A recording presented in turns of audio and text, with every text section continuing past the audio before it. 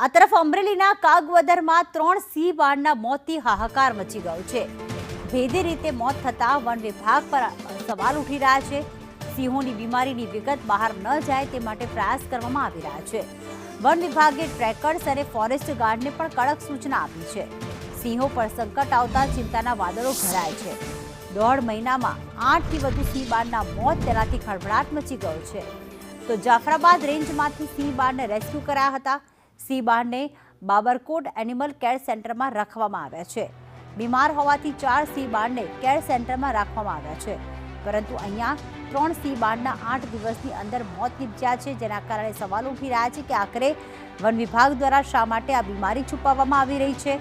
આખરે કઈ બીમારી આ થઈ છે જેના કારણે સિંહ બાળના મોત થઈ રહ્યા છે। બીમાર અન્ય જે 4 સિંહ બાળ છે તેમને કેર સેન્ટરમાં સારવાર અર્થે ખસેડવામાં આવ્યા છે।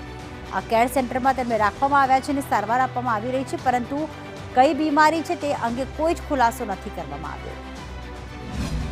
રેવન્યુ વિસ્તારમાં જે આ સિંહ બાળના મૃત્યુ થયા છે, શેત્રુંજી ડિવિઝન છે એના અને જૂનાગઢ સર્કલના CCFથી લઈ અને બાકીના અધિકારીઓ અને ફિલ્ડનો સ્ટાફ છે એ આ જે 3 સિંહ બાળના મૃત્યુ થયા એ વિસ્તારની અંદર અને અન્ય વિસ્તારોમાં પણ આ કયા પ્રકારે શું કારણ છે એના માટે અત્યારે તપાસ કરી રહ્યા છે।